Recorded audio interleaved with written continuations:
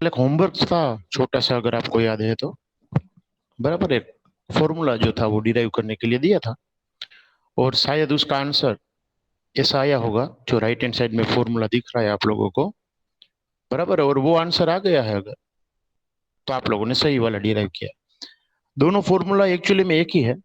हम जो vapour pressure है, टोटल वेपर प्रेशर सॉल्यूशन का, वो मेजर कर सकते हैं जब सोल्यूट और सोलवेंट दोनों लिक्विड फॉर्म में है और दोनों वोलेटाइल है, और वेपर प्रेशर हमें मेजर करना है, तो टोटल वेपर प्रेशर हम ये फॉर्मूला से मेजर कर सकते हैं। मतलब दो में से कोई एक कंपोनेंट का जो मोल फ्रैक्शन है वो आपको पता होना चाहिए, और पार्शियल प्रेशर जो है वो दोनों कंपोनेंट के पता होने चाहिए। दोनों को याद कैसे रखेंगे, देखिए आप जरा ध्यान से। फर्क सिर्फ इतना है कि जहां पर वन है वहां पर टू कर देना है, जहां पर टू है वहां पर आपको क्या कर देना है, वन। देखो बाकी सारे फंक्शन सेम है ना। तो यहाँ पर जो सीक्वेंस है वो आता है 1 2 1 2, और यहाँ पर जो सीक्वेंस है वो उल्टा हो जाता है, क्या हो जाता है, 2 1 2 1। बाकी सारे जो फंक्शन है वो सेम रहते हैं। वन किसके लिए हमने यूज किया था, जरा याद करिए, और टू किसके लिए हमने सॉल्वेंट। डिनो। सॉल्वेंट के लिए हाँ, वन। हाँ सोलवेंट के लिए वन, मतलब जो, सॉल्वेंट। और सोल्यूट के लिए टू। तो जहां पर हमने वन लिखा है मतलब वो वेपर प्रेशर है सोलवेंट का, और ये जो डिग्री दिखाई है उसका मतलब है स्टैंडर्ड कंडीशन में। तो स्टैंडर्ड मतलब प्योर, एकदम प्योर है वो सोलवेंट, तब उसका वेपर प्रेशर कितना होता है, वो P1 स्टैंडर्ड कहा जाएगा। और सोल्यूट जब एकदम प्योर है, 100% प्योर है, तब उसका जो वेपर प्रेशर है उसे हम क्या कहेंगे, P2 स्टैंडर्ड। और X1 जो है वो सोलवेंट के मोल फ्रैक्शन है, और ये फॉर्मूला में जो X2 है वो क्या है, सोल्यूट के मोल फ्रैक्शन है। इतनी चीजें हमें याद रखनी है। और इसके ऊपर से एक पूरा लॉ नया आएगा, वो पढ़ना है, जिसे कहा जाता है राउल्स लॉ। हमने एक लॉ पढ़ा था आगे, वो क्या नाम था, जरा याद करवाइए मुझे।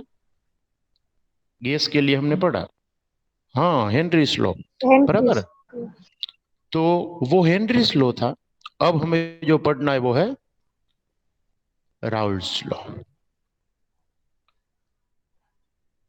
एक्चुअली में नियर बाई सेम है, राउल्स लॉ और हेनरीज लॉ जो है उसमें कोई बड़ा फर्क नहीं है। कई बार ऐसा कहा जाता है कि, एक मिनट, हाँ, जो हेनरीज लॉ है वो एक स्पेशल केस है, किसका, तो राउल्स लॉ का। एक नया कैनवास ले लेता हूँ, ये लास्ट टाइम बड़ा दिखाने के लिए रखा था आपको।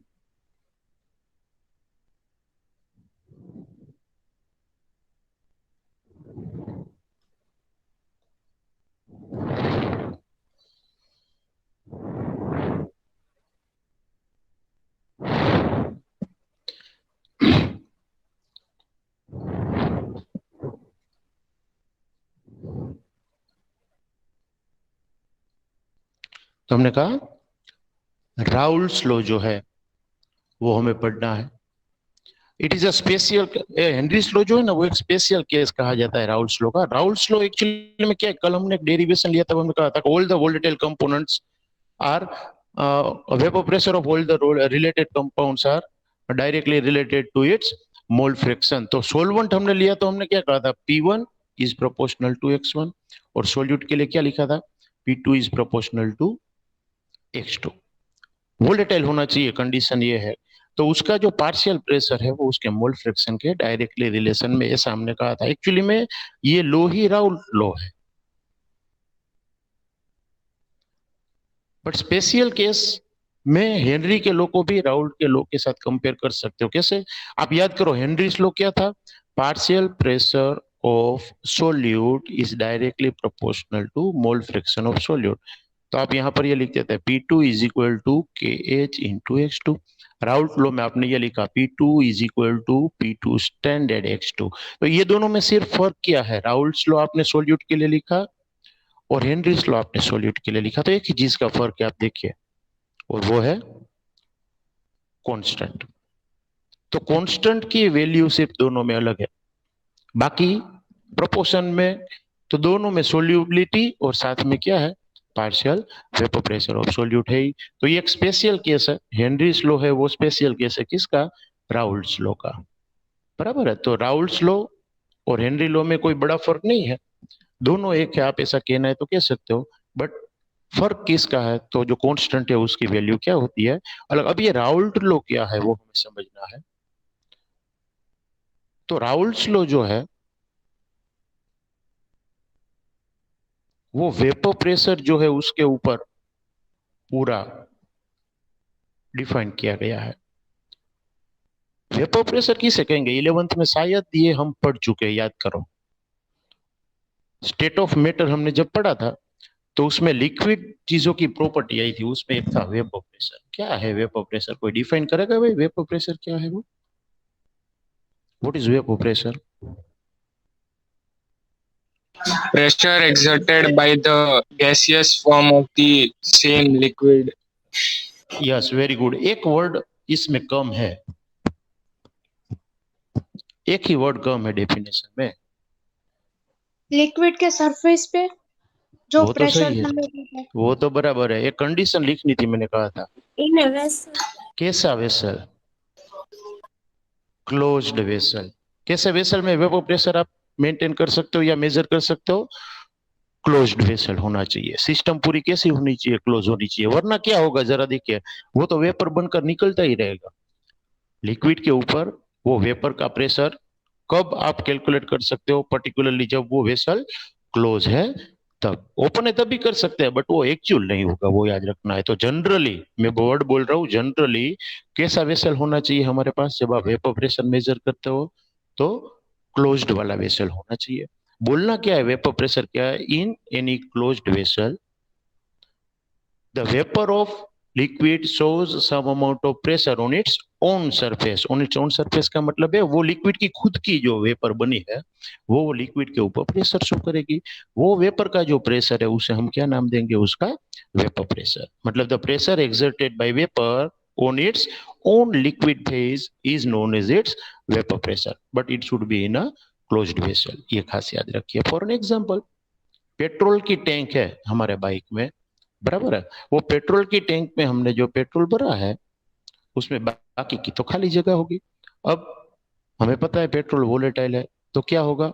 वो उसकी वेपर भी बनेगी ऊपर। अब एक टाइम ऐसा आएगा कि ये खाली जगह वेपर से भर जाएगी। अब हम ये नहीं कह सकते कि वेपराइजेशन बंद हो गया, बट हम ये जरूर कह सकते हैं जितने मोलिक्यूल्स लिक्विड में से वेपराइज हो रहे हैं उतने ही मोलिक्यूल वेपर में से वापस क्या बनेंगे भाई? लिक्विड बनेंगे। मतलब वेपर और लिक्विड के बीच में एक इक्विलिब्रियम एस्टेब्लिश हुआ।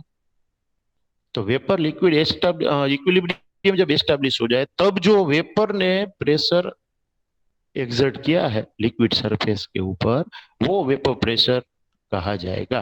किसका? वो लिक्विड का, जो लिक्विड आपके ऑब्जर्वेशन के अंडर में है। तो वो वेपर की वजह से जो प्रेशर है उसे हम क्या कहेंगे? Vapour pressure of that liquid. बराबर है। अब दो चीजें उससे रिलेट होती है। वेपर प्रेशर कौन सी चीजों के ऊपर डिपेंड करता है? तो एक तो है आईएमएफ। आईएमएफ का मतलब है इंटरमोलिकुलर फोर्सेस, और दूसरा है टेम्परेचर। समझने में दोनों इजी है, सिर्फ लॉजिक लगाना। इंटरमोलिकुलर फोर्सेस अगर स्ट्रोंग है, समझना क्या बोल रहा हूं, अगर इंटरमोलिकुलर फोर्सेस स्ट्रोंग है तो वेपर प्रेशर क्या होगा? ज्यादा होगा या कम होगा? लिक्विड के मोलिक्यूल के बीच का फोर्स स्ट्रोंग है तो वेपर प्रेशर क्या होगा? वाई? सर क्योंकि अगर इंटरमोलिकुलर फोर्स ज्यादा है तो मतलब वो सॉलिड जैसा हुआ तो वो वेपराइजेशन नहीं होगा। हाँ, सॉलिड जैसा हुआ ये तो हम नहीं कह सकते, बट हम ये कह सकते हैं कि वेपर कम बने की उसकी सही है, क्योंकि मोलिक्यूल मोलिक्यूल जो है वो एक दूसरे को ज्यादा अट्रैक्ट करते हैं। अगर इंटरमोलिक्यूलर फोर्स ज्यादा है इसका मतलब स्ट्रॉन्ग है, इसका मतलब अट्रैक्शन ज्यादा है। तो मोलिक्यूल मोलिक्यूल के बीच में अगर अट्रैक्शन ज्यादा है तो उसकी वेपर इजीली बनेगी नहीं। वेपर नहीं बनेगी तो प्रेशर कम होगा कि नहीं? तो वेपर प्रेशर क्या होगा? Vapor pressure will be less. If intermolecular forces are strong, then vapor pressure will be less or weak. But अगर forces weak है तो अब तो पता चल ही जाएगा। If intermolecular forces are weak, then vapor pressure will be high. higher. क्योंकि अगर weak forces है तो वो मोलिक्यूल इजीली वेपर बनेंगे, कम एनर्जी गेन करके वो वेपर बन सकता है लिक्विड में से। तो ज्यादा वेपर बनेगी, वेपर ज्यादा तो वेपर का प्रेशर भी ज्यादा। तो हम ये कह सकते हैं कि vapour pressure will B high when the intermolecular forces of given liquid is weak. Temperature का आपको क्या कहना है? आपके लॉजिक के हिसाब से टेम्परेचर अगर ज्यादा है, if temperature is high then vapour pressure will be increase. High, हाँ वो भी ज्यादा होगा और increases, we can say that. But if temperature is low then vapour pressure will also be less. क्यों भाई? टेम्परेचर बढ़ता है तो वेपर तो बढ़ेगी ना लिक्विड में से, बराबर है ना? तो टेम्परेचर बढ़ता है तो मोलिक्यूल के बीच का जो इंटरमोलिकुलर फोर्स है वो वीक होगा। टेम्परेचर बढ़ता है तो इंटरमोलिकुलर फोर्सेस वीक होंगे, मतलब मोलिक्यूल दूर जाएंगे तो वेपर बनेगा, वेपर बनेगा तो वेपर का प्रेशर भी बढ़ेगा। तो always be remember intermolecular forces and temperature effects the which thing? Vapor pressure, effects on vapor pressure. Intermolecular forces are if strong, then vapor pressure will be less. If intermolecular forces are weak, then vapor pressure will be high. So we can say that intermolecular forces and vapor pressure are inversely proportional to each other. But what's about temperature? Temperature and vapor pressure are directly proportional to each other. It means that if temperature increases, that vapor pressure will also increases. And if temperature decreases, then we can say that vapor pressure also decreases. So they are directly proportional to each other. While IMF, मतलब intermolecular forces and vapor pressure are inversely proportional to each other. बात चल रही है vapour pressure, खास याद रखिए revision था 11th का। अब हम राउल्ट के लॉ की ओर जाते हैं। ये राउल्ट जो था उसने क्या कहा कि भाई सॉल्यूशन का वेपर प्रेशर जो है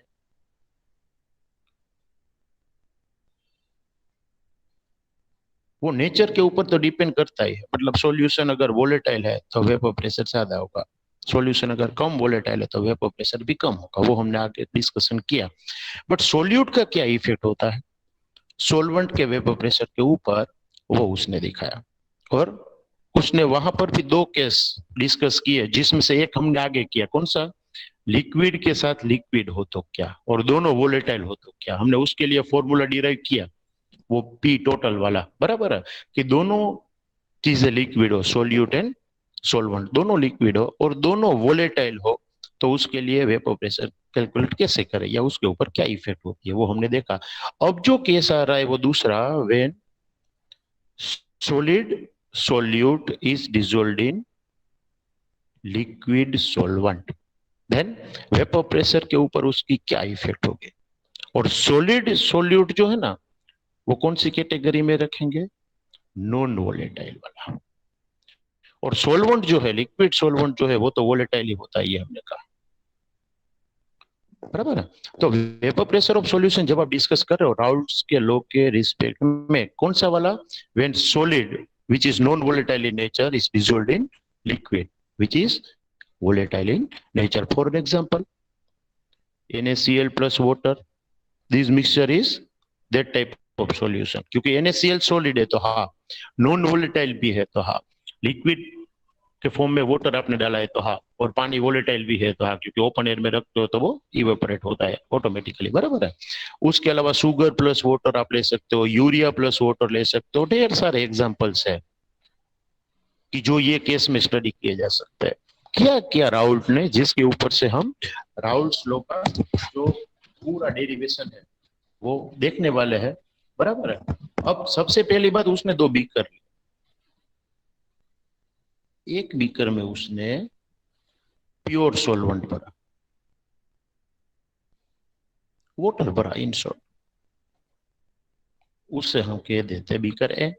और दूसरा एक बीकर लिया जिसमें उसने सॉल्यूशन भरा। अब सॉल्यूशन मतलब क्या क्या होता है भाई? सॉल्वेंट तो होगा ही, बट साथ में सोल्यूट मोलिक्यूल्स भी तो होंगे,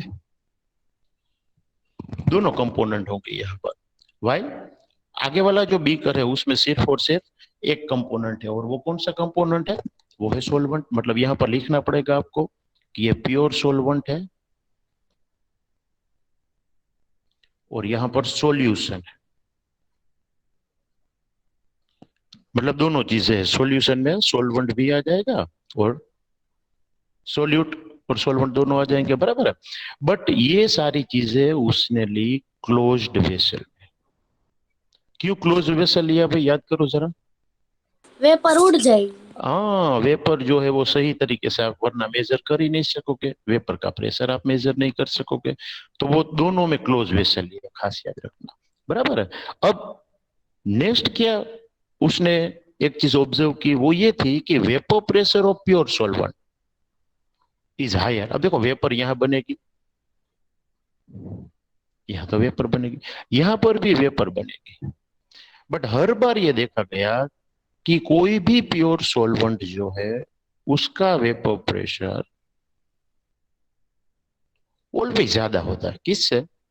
वेपर प्रेशर ऑफ सॉल्यूशन से। वाई?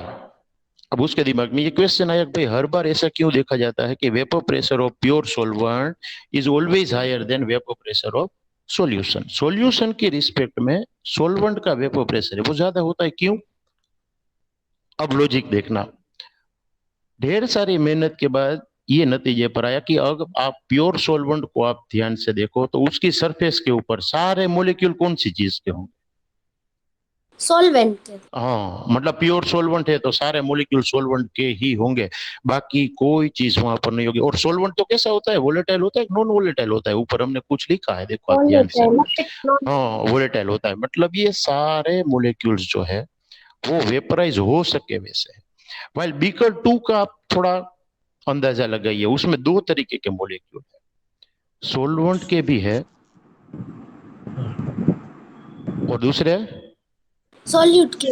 सोल्यूट के भी है। यस, बट सोल्यूट तो कैसा है? Non volatile. Non volatile. हाँ, तो फर्क क्या पड़ेगा आप दोनों में? देखिए, सॉल्वेंट की वेपर्स बनेंगे और सॉल्यूट एज इट इज रहेगा। Very good. ये जो सोलवेंट है वो वेपराइज होगा क्योंकि वो वोलेटाइल है, बट ये सोल्यूट तो एज इट इज रहेंगे। अब देखिए यहाँ पर फर्क हुआ, सरफेस के सारे मॉलिक्यूल, मैं बीकर ए की बात कर रहा हूं, सरफेस के सारे मॉलिक्यूल वोलेटाइल थे तो वेपर ज्यादा बनेगी ना। और बीकर बी को आप ध्यान से देखिए, जिसमें हमने सॉल्यूशन पढ़ा था, उसमें लगभग 50% मॉलिक्यूल्स ऐसे है कि जो वोलेटाइल है, बाकी के जो सोल्यूट मॉलिक्यूल है वो तो वोलेटाइल होंगे नहीं। तो इसमें वेपराइजेशन कैसा होगा विथ रिस्पेक्ट टू सॉल्वेंट? कम होगा या ज्यादा होगा? आप मुझे ये बताइए। वेपर कितना? हाँ, कम होगा। ऑब्वियस है कि भाई वेपर जो है वो कम बनेगी क्योंकि नॉन वोलेटाइल चीज भी तो आपने ऐड की है। तो उसने ये अंदाजा लगाया भाई सॉल्वेंट की बात करो तो सारे मॉलिक्यूल जो वोलेटाइल है वैसे है, तो उसकी वेपर ज्यादा बनेगी। वेपर ज्यादा तो वेपर प्रेशर भी क्या होगा? ज्यादा होगा। और अगर आप सॉल्यूशन की बात करते तो उसमें तो नॉन वोलेटाइल सॉल्यूट है तो उसका वेपर प्रेशर क्या होगा? कम होगा। इसलिए जब हम नॉन वोलेटाइल सॉल्यूट ऐड करते हैं तब क्या होता है, तो नॉन वोलेटाइल सॉल्यूट वाला जो सॉल्यूशन है उसका वेपर प्रेशर कम होगा। किसके रिस्पेक्ट में? वोलेटाइल सॉल्वेंट जो है, प्योर सॉल्वेंट है, उसके रिस्पेक्ट में। अब उसने एक स्टेटमेंट दिया कि भाई ये अमाउंट जितनी ज्यादा, आप खास याद रखिएगा, अमाउंट जितनी सॉल्यूट की ज्यादा, ध्यान से आंसर दीजिएगा, उतना वेपर प्रेशर बढ़ेगा या कम होगा? सॉल्यूट की अमाउंट ज्यादा तो वेपर प्रेशर क्या होगा? डिक्रीज और increase? Decrease. Decrease. Yes, very good. Solute बढ़ेगा मतलब नॉन वोलेटाइल चीजें बढ़ेगी यहाँ पर, मतलब सरफेस नॉन वोलेटाइल चीजों से कवर की जाएगी, तो वेपर कम बनेगी। वेपर कम तो वेपर प्रेशर भी कम, मतलब जितना सोल्यूट ज्यादा उतनी वेपर प्रेशर में गिरावट आएगी, मतलब डिक्रीमेंट होगा। अब ये अमाउंट हम हर बार बोले तो अमाउंट के बदले हम एक वर्ड दे सकते हैं, concentration. concentration of solution is more, then we can say that vapor pressure will be less, क्योंकि उसमें सोल्यूट की अमाउंट क्या होगी? ज्यादा होगी। बराबर है। और कंसंट्रेशन को हमने आगे वाले जितने भी फॉर्मूला डिराइव किए उसमें कौन से स्केल से मेजर किया था? Mole fraction. बराबर है। तो यहाँ पर भी हम मोल फ्रैक्शन लेंगे। और ये राउल्ट ने एक स्टेटमेंट दिया, ये सारे प्रैक्टिकल्स के बाद एक स्टेटमेंट दिया कि फॉर एनी सॉल्यूशन, कोई भी सॉल्यूशन आपके पास है, उसका जो पार्शियल वेपर प्रेशर है ऑफ ईच वोलेटाइल कंपोनेंट, मतलब हर एक वोलेटाइल कंपोनेंट का जो पार्शियल प्रेशर है वो डायरेक्टली प्रोपोर्शनल में होता है। किसके?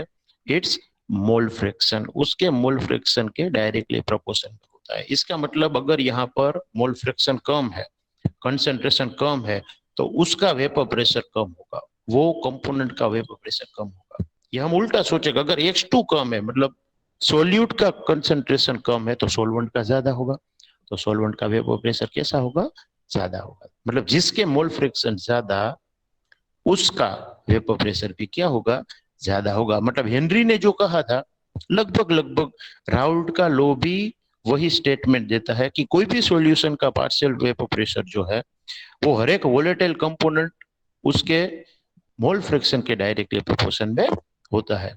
और रिलेशन भी हमने आगे डिराइव किया है कि भाई P1 जो है, P1 मतलब सोलवेंट, यहाँ पर हम सोलवेंट ही क्यों लेंगे, सोल्यूट क्यों नहीं लेंगे, कोई कहेगा? क्योंकि वेपर प्रेशर सॉल्वेंट का मेजर करता हाँ, वो भी बराबर है। और दूसरी एक चीज हमने लिखा है क्या, कि सोल्यूट नॉन वोलेटाइल है। सोल्यूट कैसा लिया है, नॉन। अब भाई लिया ही नॉन वोलेटाइल है तो नॉन वोलेटाइल की वेपर थोड़ी ना बनेगी, वेपर ही नहीं बनेगी तो हम उसका वेपर प्रेशर कैसे मेजर करेंगे, बराबर। तो हम यहाँ पर सोलवेंट को वोलेटाइल लेकर बैठे हैं, तो वोलेटाइल सोलवेंट है इसलिए हम लिख भी रहे हैं वो कंपोनेंट का पार्शियल प्रेशर। तो पार्शियल प्रेशर ऑफ सोलवेंट किसके डायरेक्टली प्रोपोर्शन में होगा, तो उसके अपने मोल फ्रैक्शन के डायरेक्टली प्रोपोर्शन में होगा। और प्रोपोर्शनलिटी अगर हम निकाल देते हैं तो वहां पर एक कांस्टेंट आता है, और ये कांस्टेंट हर बार वो सोलवेंट जब प्योर फॉर्म में होता है तो वो प्योर फॉर्म में जो उसका वेपर प्रेशर है उसके जितने उसकी वैल्यू मिलती है। और ऐसा आप एक ग्राफ से डिटरमाइन कर सकते हो। अगर हम ग्राफ ड्रॉ करते हैं मोल फ्रैक्शन का, और मोल फ्रैक्शन यहाँ पर जो वोलेटाइल कंपोनेंट है उसका लेना है, और वेपर प्रेशर का किसका ग्राफ ड्रॉ करना है हमें, मोल फ्रैक्शन और वेपर प्रेशर का। मतलब मोल फ्रैक्शन जितना बढ़ता जाएगा वेपर प्रेशर भी उतना बढ़ता जाएगा। सबसे maximum vapour pressure mole fraction कितना हो सकता है, कोई कहेगा? मोल फ्रैक्शन किससे कम? वन। हाँ 1, मतलब 0 से 1 तक की जा सकता, ये ध्यान रखना। मोल फ्रैक्शन मैक्सिमम 1 हो सकता है। मतलब जब पूरा का पूरा 1 हो मोल फ्रैक्शन तो वो प्योर पोजीशन में, मतलब प्योर है, पूरा का पूरा प्योर स्टेट में पड़ा है। ये सॉल्वेंट जब प्योर है तब उसका जो वेपर प्रेशर है उसे हम उसका क्या कहेंगे, P1 स्टैंडर्ड, मतलब कि स्टैंडर्ड वेपर प्रेशर नाम देंगे। और ये P1 स्टैंडर्ड की जो वैल्यू है वो कांस्टेंट के तौर पर ली जाती है, वो XYZ सॉल्वेंट के लिए, ये खास याद रखिए, बराबर। तो राउल्ट्स लॉ क्या है, तो पहले स्टेटमेंट देना है हमें कि actually Raoult's law says that for any solution the partial vapor pressure of each volatile component in the solution is directly proportional to its mole fraction, ये खास याद रखिए। और हाँ, एक लिमिटेशन भी है राउल्ट्स लॉ की, it is applicable to very dilute solutions, ये खास याद रखिएगा। राउल्ट्स लॉ किससे एप्लीकेबल है, डाइल्यूट सॉल्यूशंस को, जिसका कंसंट्रेशन बहुत बहुत ज्यादा हो, ऐसे सॉल्यूशंस को जनरली राउल्ट्स लॉ अप्लाई होता नहीं है। तो it is applicable to very dilute solutions, और we can say that dilute solutions, बराबर है। स्ट्रॉन्ग सॉल्यूशंस को राउल्ट्स लॉ अप्लाई होता नहीं है। ये सिर्फ राउल्ट लॉ था। एक आगे कोलिगेटिव प्रॉपर्टी नाम का टॉपिक आएगा कहीं ना कहीं, वो कोलिगेटिव प्रॉपर्टी में हम relative lowering in vapour pressure जैसा एक टॉपिक पढ़ेंगे, जिसमें यही चीज दोबारा डिस्कस करेंगे। यहाँ से थोड़ा आगे बढ़ेंगे, एक फॉर्मूला डिराइव करेंगे। तो ये फॉर्मूला अपने दिमाग में रखना कि सोलवेंट का पार्शियल वेपर प्रेशर है वो उसके मोल फ्रैक्शन के डायरेक्टली प्रोपोर्शन में होता है। राउल्ट्स लॉ अगर पूछे तो सिर्फ इतना लिखना है, बराबर है। 2 बीकर ड्रॉ करने हैं, उसे डिस्कस करना है, और लास्ट में लिखना है कि Y vapour pressure, partial vapour pressure of solvent is always greater than vapour pressure of solution. और ये P1 is equal to P1 standard X1 वाला फॉर्मूला लिखना है। अब सॉल्यूशंस जो है वो राउल्ट के लॉ के हिसाब से 2 टाइप के होते हैं। Solutions can be of 2 type with respect to Raoult's law. The first one is ideal solutions. अब दूसरा तो कैसा होगा वो आपको पता चल ही जाएगा, एक आइडियल है तो दूसरा कैसा होगा भाई, नॉन आइडियल सॉल्यूशन। किससे हम आइडियल सॉल्यूशन कहेंगे और क्यों आइडियल सॉल्यूशन कहेंगे? सबसे पहला क्वेश्चन हमारे दिमाग में यह आता है कि what does it means, the word ideality means क्या है वो हमें पता होना चाहिए। तो आइडियल सॉल्यूशन किसे कहेंगे, तो राउल्स लॉ के हिसाब से हम आइडियल सॉल्यूशन उसे कहते हैं, मतलब the solutions which obeys Raoult's law for entire range of concentrations.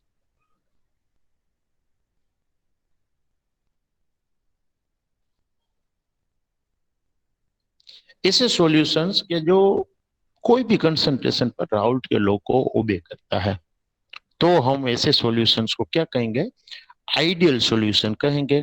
और ऐसा क्या है कि वो आइडियल है? तो दो चीजें वहां पर ध्यान में रखनी है। एक तो है रिएक्शन एंथैल्पी या हीट ऑफ रिएक्शन आप कह सकते हो, और दूसरा है वॉल्यूम ऑफ सॉल्यूशन।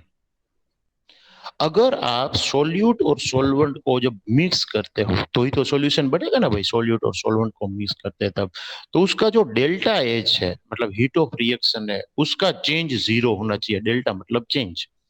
तो एंथैल्पी का चेंज जो है रिएक्शन के दौरान, एंथैल्पी चेंज क्या होना चाहिए? 0। रिएक्शन मतलब हमने जो मिक्सचर बनाया है वो मिक्सचर, होमोजेनियस मिक्सचर को हम सॉल्यूशन कहते हैं ना।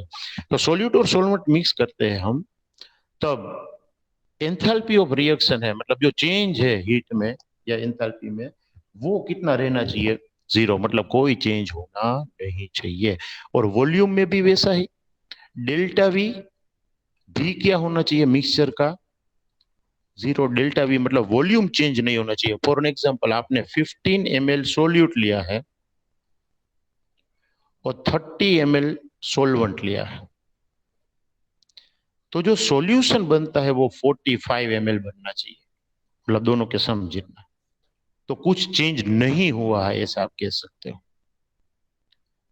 अगर 45 के बदले ये 50 बने या 40 बने तो दोनों के टोटल जितना नहीं बना। इसका मतलब वॉल्यूम या तो बढ़ा है या तो वॉल्यूम कम हुआ है, बराबर है। बट आइडियल सॉल्यूशन में ऐसा नहीं होता। तो आइडियल सॉल्यूशन की ये दो कंडीशंस, डेल्टा एच मतलब एंथैल्पी चेंज जो है वो भी 0, एंड डेल्टा बी मतलब वॉल्यूम का चेंज है वो भी कितना रहेगा भाई?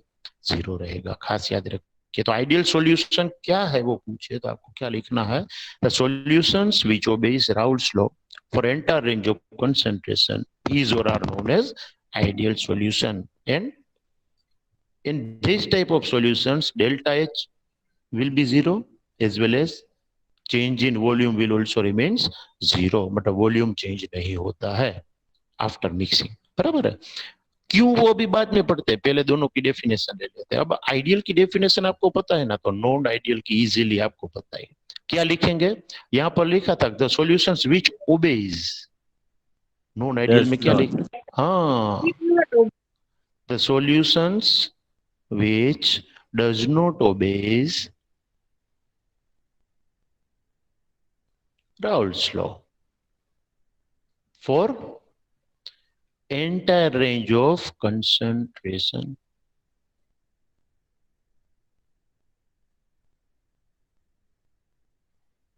Then that type of solutions is what are known as non-ideal solutions. अब कंडीशन भी चेंज हो जाएगी, उसमें तो एंथैल्पी का कुछ ना कुछ चेंज होगा, मतलब delta H will not be equal to 0 mixture के लिए, और वॉल्यूम में भी चेंज होगा। तो चेंज होगा मतलब 0 नहीं रहेगा, will not be equal to 0।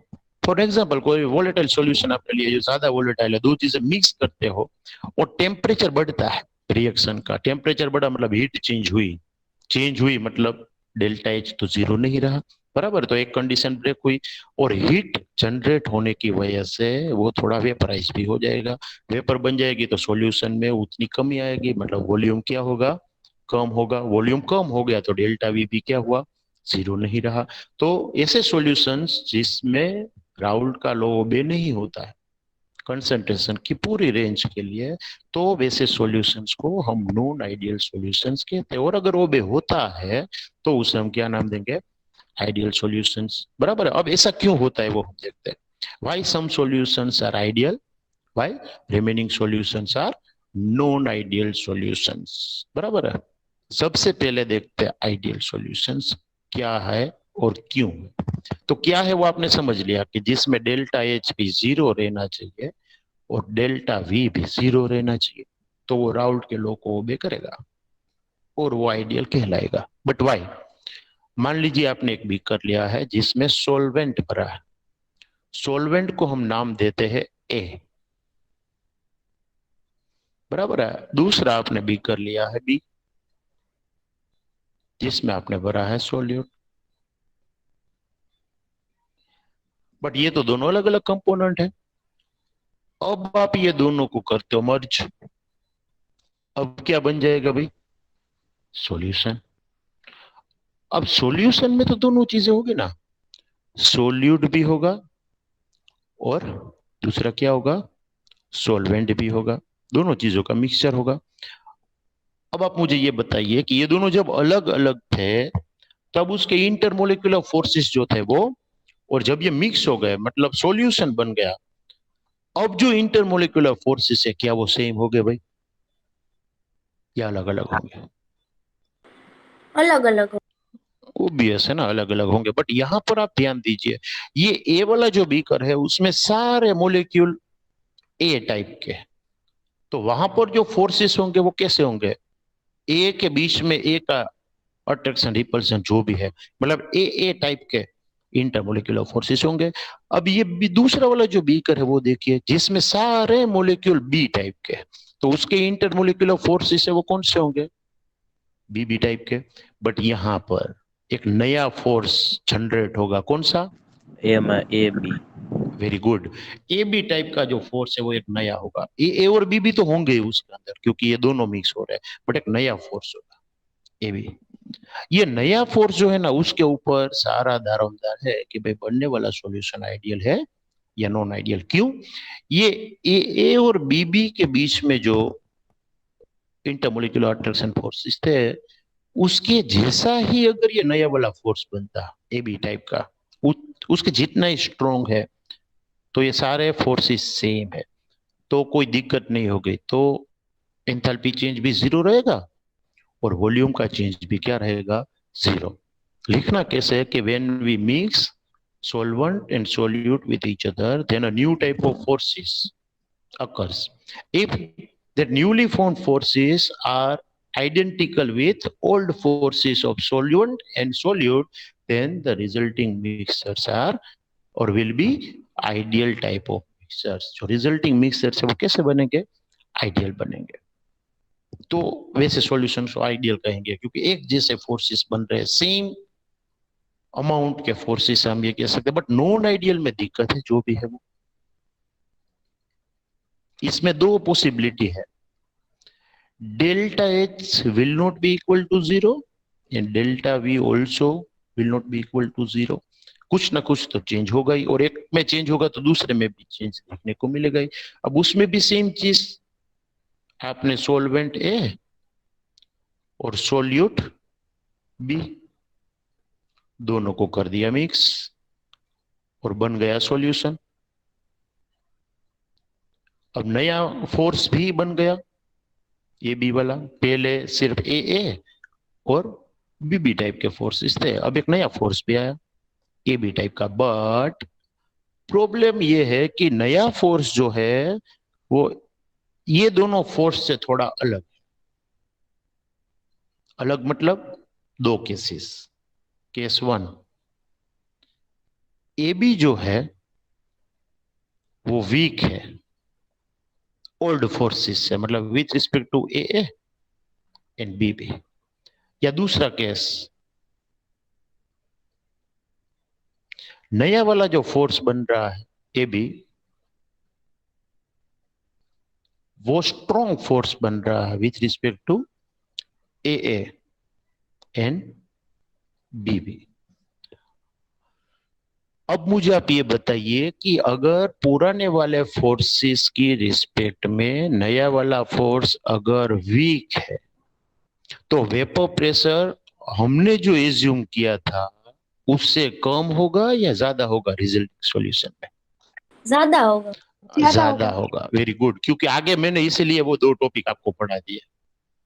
मैंने आपको कहा ना वेपर प्रेशर के ऊपर दो चीजें डिपेंड करे, वो इसलिए याद करवाया कि आप यहाँ पर आंसर दे सको। मैंने वहां ही कहा कि इंटरमोलिकुलर फोर्सेस अगर वीक होंगे ना तो वेपर प्रेशर ज्यादा होगा, मतलब बढ़ेगा, और इंटरमोलिकुलर फोर्सेस अगर स्ट्रोंग होंगे तो क्या होगा, तो वेपर प्रेशर डिक्रीज होगा। तो आप एग्जैक्टली ट्रू हो, आपको वो चीज याद है जो हमने अभी लेक्चर की शुरुआत में पढ़ाई, वो कि if newly formed forces are weak, it means AB type of forces if are weak, then we can say that vapor pressure will be more। But उससे उल्टा केस टू में अगर न्यूली फॉर्म बॉन्ड जो है वो strong बने तो क्या होगा, तो वेपर प्रेशर क्या होगा, हमने जो एज्यूम किया है उससे कम होगा। अब खास याद रखिए, ये टॉपिक बहुत बार पूछा गया है, हमने जो ये चीज सीखी ना कि वेपर प्रेशर ज्यादा होगा या वेपर प्रेशर कम होगा, इसे कहा जाता है डेविएशन फ्रॉम राउल्स लॉ।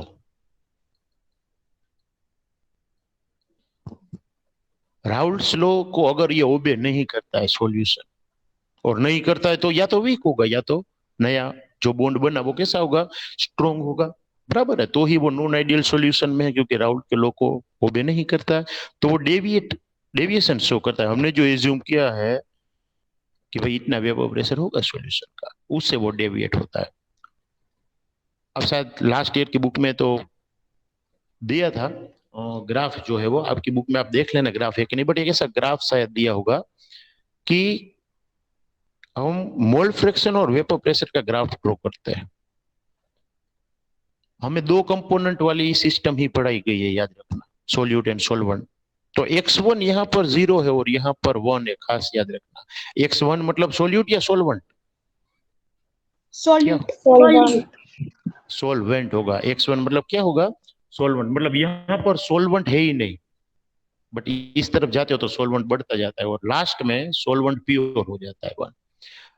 अब यहाँ सोलवेंट 0 है तो सबसे ज्यादा कौन होगा, सोल्यूट होगा, प्योर सोल्यूट होगा।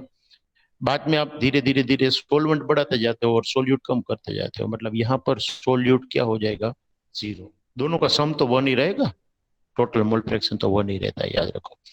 अब वेपर प्रेशर किसके साथ रिलेटेड है, तो मोल फ्रैक्शन के साथ। आपको पता है जिसका मोल फ्रैक्शन 0 उसका वेपर प्रेशर भी 0, क्योंकि आगे हमने पढ़ा राउल्स लॉ में कि as the mole fraction increases vapor pressure increases। तो x1 is equal to 1 हो जाता है तो वहां पर वेपर प्रेशर भी हाईएस्ट हो जाता है, उसे हम क्या कह देंगे, P1 स्टैंडर्ड, क्योंकि मोल फ्रैक्शन 1 है मतलब प्योर है, तो वो स्टैंडर्ड वाला P1 है, बराबर है। यहाँ पर तो वो 0 था, बट ये धीरे धीरे धीरे x2 की बात करते हैं। x2 यहाँ पर 0 है बट यहाँ पर तो 1 है, तो यहाँ पर जो है वो P2 स्टैंडर्ड होगा। अब कई लोगों ने ये देखा कि ये लाइन जो है ना वो मैंने ऊपर रखी है, ये लाइन मैंने नीचे रखी है, दोनों एग्जैक्ट सेम नहीं रखी है, क्यों, कोई कहेगा, दोनों एग्जैक्ट सेम नहीं है, उसका मतलब क्या, देखो P1 जो है वो थोड़ा ऊपर है और P2 है वो थोड़ा नीचे है, इसका मतलब क्या निकाल सकते हैं, वेपर प्रेशर P1 का ज्यादा है और P2 का कम है, P2 मतलब P1 जो है वो थोड़ा ज्यादा वोलेटाइल है, किसके रिस्पेक्ट में, P2 के रिस्पेक्ट में। अब कोई कोई रेफरेंस बुक में है ना ये उल्टा दिया होता है, P1 नीचे होता है और P2 ऊपर होता है, तो वो कोई गलत बात नहीं है, खास याद रखना। वो सिर्फ कंडीशन अलग है कि P1 और P2 का रिलेशन है वो यहाँ पर अलग ले लिया है, मतलब वोलेटाइल ज्यादा है या कम है उसके ऊपर डिपेंड करता है। तो लेफ्ट टू राइट जाओ या right to left, it doesn't matter, खास याद रखिए। P1 ऊपर है इसका मतलब वो ज्यादा वोलेटाइल है, अगर आपने P2 ऊपर ले लिया है तो आपको क्या लिखना है, P2 is more volatile than P1। Clear. But ऊपर जो हमने पहला केस देखा, हम डेविएशन फ्रॉम राउल्ट लॉ समझा रहे हैं आपको, बराबर है, हम एक ही ग्राफ में दोनों चीजें समझेंगे।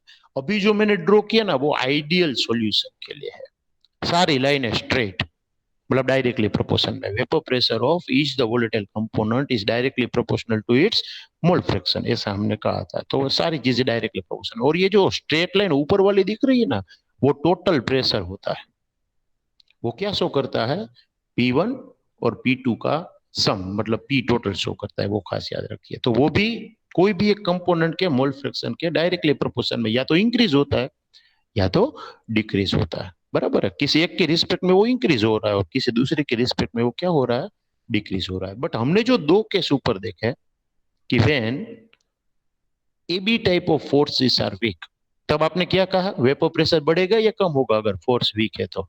बढ़ेगा। बढ़ेगा। Very good. ये जो है ना वो एज्यूम्ड है, आइडियल कंडीशन है ग्राफ जो आप देख रहे हो। बट जब केस वन होता है, मतलब फोर्सेस नए वाले जो बने हैं वो वीक है, तो हमने जो लाइंस ड्रॉ की ना उससे थोड़ा ज्यादा वेपर प्रेशर मिलता है।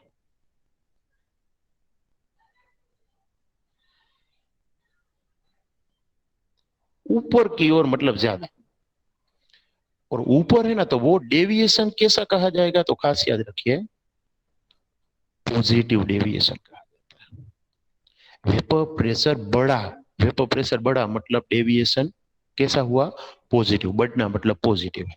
बट ऐसे ही अगर आप ये वाला केस लेते हो, केस टू, जिसमें नए बनने वाले फोर्सेस कैसे है, स्ट्रोंग है। स्ट्रोंग है तो क्या होगा भाई, वेपर प्रेशर क्या होगा, कम हो। कम होगा, डिक्रीज होगा। मतलब ये जो आइडियल लाइन थी, स्ट्रेट लाइन थी, उसके बदले वो लाइन कैसी होगी, नीचे की ओर होगी। ऊपर दिखाओ तो पॉजिटिव डेविएशन, नीचे दिखाओ तो क्या होगा, नेगेटिव डेविएशन। ये खास याद रखिए। ड्राइंग मेरी आपके जितनी अच्छी नहीं होगी, बट बुक के साथ थोड़ा रिलेट कर लेना। पूछा ये जाता है कि when any component show negative deviation and on which time it shows positive deviation, कब नेगेटिव शो करता है कब पॉजिटिव। तो आपका आंसर ये है कि when we mix solute and solvent and if newly formed forces are weak, then solution shows positive deviation from Raoult's law because vapor pressure increases due to weak forces. और दूसरा answer क्या देना है कि when we mix solute and solvent and newly formed forces, if they are strong, then vapor pressure decreases. And if vapor pressure decreases, it means it shows negative deviation from Raoult's law. ऐसे solution negative deviation show करते हैं, किससे, Raoult's law से, बराबर है। तो ये खास याद रखिए, पॉजिटिव डेविएशन किसे कहा जाता है, नेगेटिव डेविएशन किसे कहा जाता है। हाँ, कहा यह जाता है कि आइडियल सॉल्यूशन पॉसिबल ही नहीं, 100% आइडियल सॉल्यूशन पॉसिबल नहीं है। बट कई सारी ऐसी पेयर है जो near about ideal character show करते हैं। याद रखिएगा ये 3-4 पेयर है। एक तो बेंजीन प्लस टोल्यूएन, बेंजीन और टोल्यूएन का मिक्सचर। दूसरा नॉर्मल हेक्सेन, जिसे एन हेक्सेन भी कहा जाता है, और हेप्टेन का मिक्सचर, हेक्सेन एंड हेप्टेन का मिक्सचर। दूसरा एक है शायद bromo ethane and chloro ethane का मिक्सचर। ये 3 पेयर ऐसी है जो नियर अबाउट आइडियल सॉल्यूशन कहा जाता है। आइडियल मतलब जो राउल्ट के लोग मेजोरिटी कंसंट्रेशन में वो क्या करती है, ओबे करती है, राउल्ट्स लॉ को ओबे करता है ये जो मिक्सचर है वो।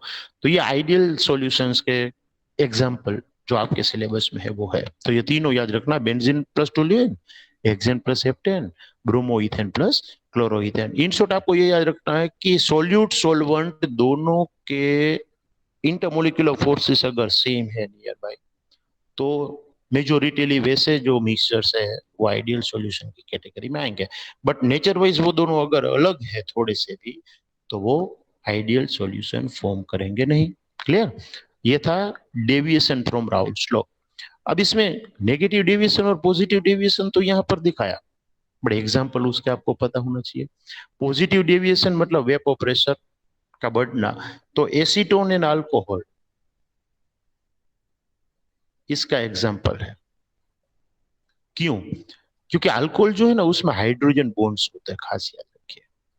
तो जब प्योर फॉर्म में है अल्कोहल तो उसके बीच में बॉन्ड स्ट्रॉन्ग है, बट जब आप मिक्स करते हो एसीटोन, तो एसीटोन के मोलिक्यूल्स अल्कोहल के मोलिक्यूल्स के बीच में आते हैं, मतलब हाइड्रोजन बॉन्ड को डिक्रीज करता है। मतलब नए वाले जो बॉन्ड है वो थोड़े वीक हो गए, जो अल्कोहल के बॉन्ड थे वो स्ट्रॉन्ग थे, नए वाले बॉन्ड बने वो कैसे बन गए, वीक बन गए। अगर बॉन्ड वीक बन रहे हैं तो वेपर प्रेशर बढ़ेगा, वेपर प्रेशर बढ़ेगा तो positive deviation will be shown by that solution. बराबर है। वैसे ही नेगेटिव कब देखा जाता है, तो जो पुराने वाले बॉन्ड है, फॉर एन एग्जाम्पल आप अल्कोहल में वाटर ऐड करते हो तो दोनों हाइड्रोजन बॉन्ड बनाते हैं, अल्कोहल भी वाटर भी, तो हाइड्रोजन बॉन्ड इंक्रीज होते हैं उल्टा जब दोनों को मिक्स करो तब। और ये इंक्रीमेंट जो है वो क्या शो करता है, स्ट्रेंथ शो करता है, और स्ट्रेंथ की वजह से वेपर प्रेशर कम होता है, वेपर प्रेशर कम होता है तो डेविएशन राउल्ट के लॉ से नेगेटिव वाला शो होता है, तो it will be a negative deviation from Raoult's law. बराबर है। तो ये positive deviation and negative deviation की बात हुई। 5 मिनट सिर्फ आपके ज्यादा लूंगा 3 डेफिनेशन समझने के लिए। इसके बेस पर 3 डेफिनेशंस पूछी जाती है।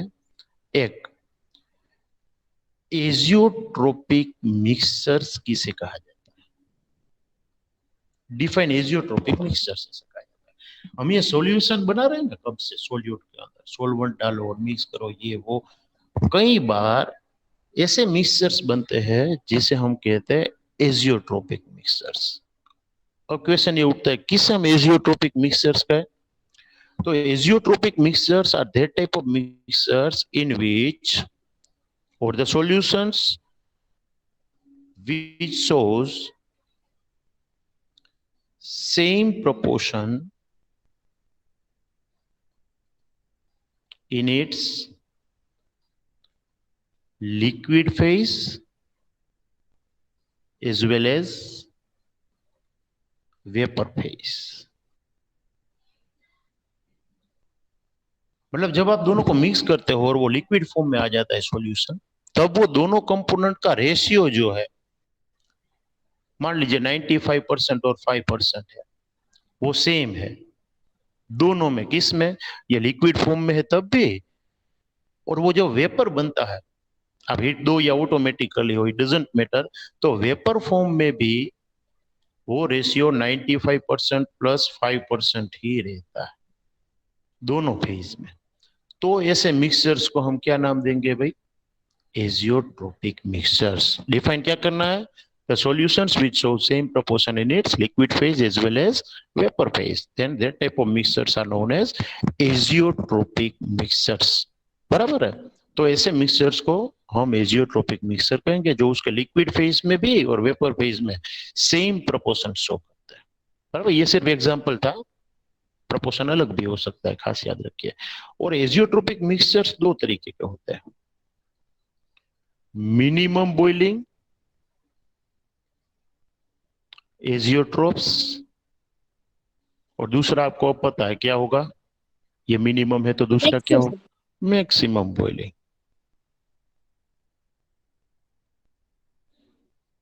एजियोट्रोप्स। बराबर है।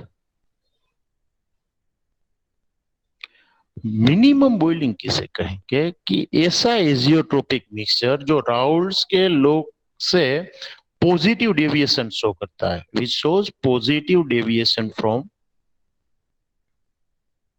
Raoult's law. खास याद रखिए, if any azeotropic mixture shows positive deviation from Raoult's law, then they are minimum boiling azeotropes, while on the other hand the solutions which shows negative deviation from Raoult's law, they are maximum boiling azeotropes। ये दोनों appositive word है। देखो, positive का मतलब actually में होता है ज्यादा, तो यहाँ पर वो ज्यादा के बदले कम है, मिनिमम है। नेगेटिव का मतलब होता है कम, बट यहाँ पर वो मैक्सिमम है। बराबर है। और मिनिमम बॉइलिंग एजियोट्रोप्स है, उसमें पॉजिटिव डेविएशन शो होता है। बराबर है। मतलब जो पॉजिटिव डेविएशन शो करे ऐसे एजियोट्रोपिक मिक्सचर्स को हम क्या कहेंगे, मिनिमम बॉइलिंग एजियोट्रोप्स। और मैक्सिमम बॉइलिंग एजियोट्रोप में नेगेटिव डेविएशन शो होता है। तो